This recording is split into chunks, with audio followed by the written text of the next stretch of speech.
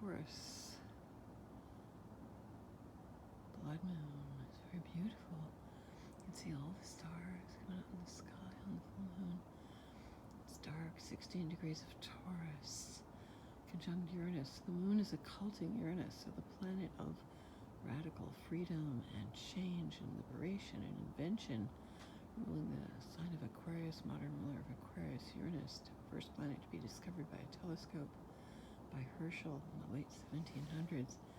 This is a radical changing moon. It's chaotic, it's electric, it's the water bearer, and the sun and Venus and Mercury in the south node, the dragon's tail opposite, brings in death and rebirth and transformation.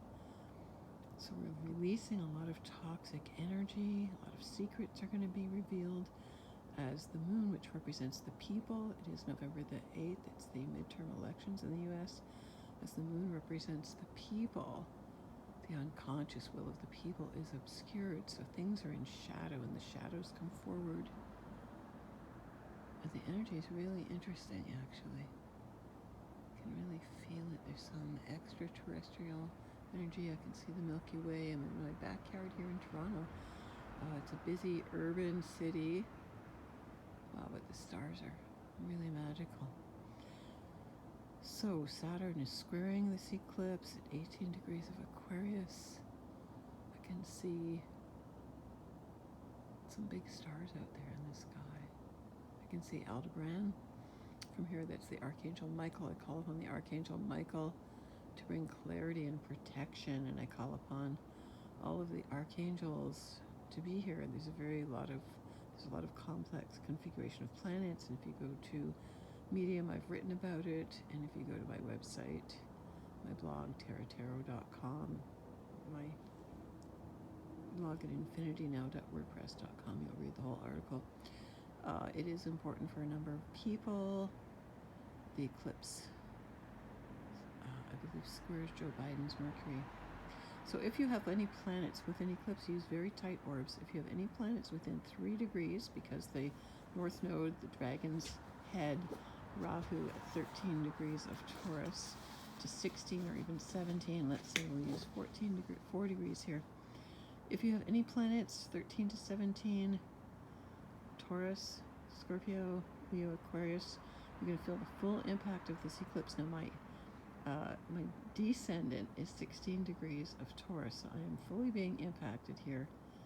Oh, I'm really feeling that energy. Whoa. Really powerful. Okay. It's around 5:38, 5:45 in the morning here in Toronto, so I'm only getting to see part of the eclipse. Although I'm glad I'm getting to see this much. I've been out before watching blood moon eclipses like this, a very memorable one in 2015 in Sedona. I was out with some friends, and they had taken a little bit of gummies there, and we were out Sedona, really far away, like in the middle of nowhere. We went outside the city. We could see the city of Cottonwood in the distance, and then as the eclipse happened, and when the totality happened, all of the critters went totally silent. So, and that lasted for the whole totality. It was very eerie. It was as if all of nature had held its breath. So we have to take our cues from nature. So if the critters stay still, if they don't seem to breathe, if nothing moves, then we have to do the same thing. And that was traditionally the wisdom for all eclipses, is that it's never, never, never a time to manifest anything. It is a full moon. It's like a super full moon. It's a blood moon, and it's the occulting of Uranus. Uranus is right there with the moon. So again, think about Uranus, this radical energy, chaotic, inventive, pioneering individual. Uranus and Aquarius on its highest level is about this high ideal of humanity. And as we go into the age of Aquarius, which I believe really starts next year, as Pluto enters Aquarius on March 23rd, 2023, then we want to bring those ideals. We want to break away from the old traditions, the old structures of Saturn, the old boys patriarchal club. Now, it's the election day in the U.S., and as you can see, things are red. So I'm reading this very literally, that the Republicans will win quite a bit, in spite of whatever the media tells you. Oh, even though I'm really against all that conservative anti-abortion stuff, of course. My cat's wanting to come out and see what's going on here.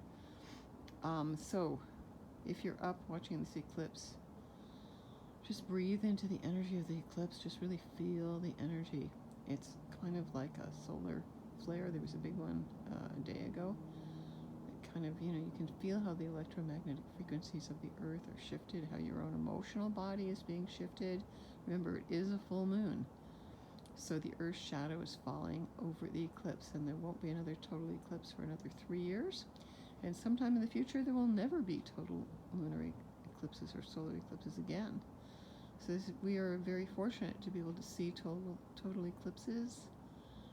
This eclipse started in 1260, and I've written about the history of that, which is also very synchronous. King Charles II was trying to hold it together with Scotland, England, and Wales, and of course, King Charles III is about to be coronated, so he's not going to hold it together very much. So I'm looking at the stars and feeling the cosmos. So even here in the city, you can really feel the energy. So wherever the eclipse is hitting you, just think about the evolutionary change, radical innovation. What do you need to let go of? It's a Scorpio, remember, South Node, for releasing old toxic feelings. Karmas, it's death and rebirth.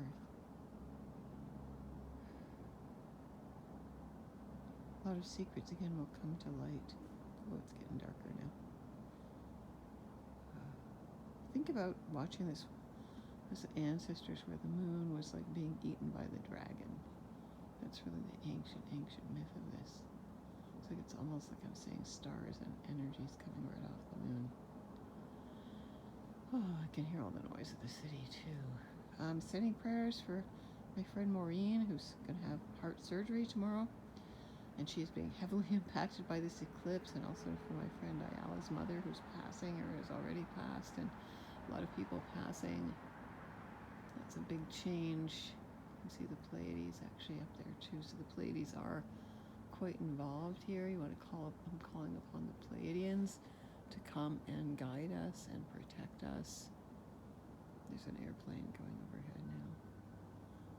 Calling upon the Pleiadians, calling upon the Galactic Federation, calling upon all my ancestors to be here with me, to guide me. As I'm radically transforming how I go out into the world. And I'm ready to really meet the world in a new way, to really put all that I am out into the world.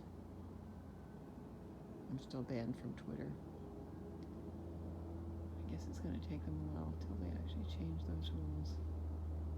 There's a plane going by. There's music. Music too. Oh, so this effects of these eclipses last 6 months. There'll still be some eclipses in Taurus, Scorpio for the next one. I think there's going to be one in Libra in 2023. Yeah, and we're heading to the close of 2022. So Taurus, all about opening your 5 senses, your sixth one too.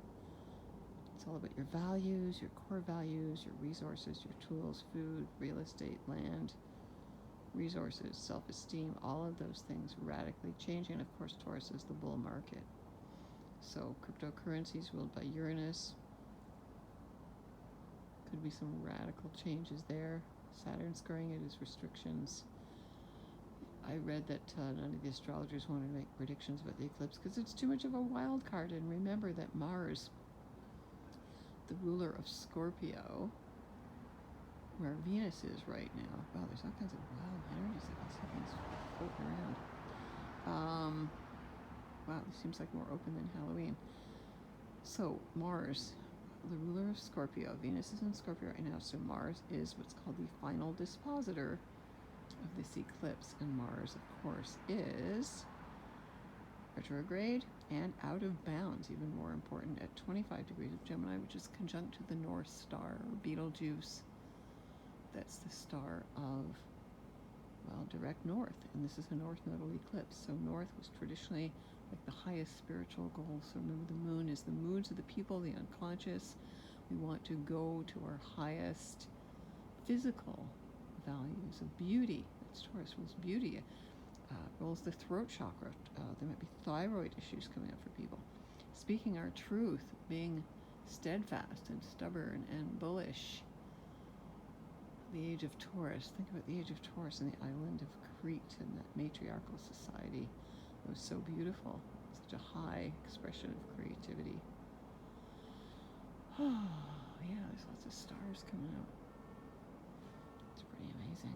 Okay, wow, I'm really feeling this energy. Wow, it's very wild. All right, so I'm looking forward to a new beginning and a radical overhaul. To tell you the truth, things are pretty much being overhauled here in where I'm living. I'm ready to go travel and to get my books done and to get everything out into the world and really take my status as an elder.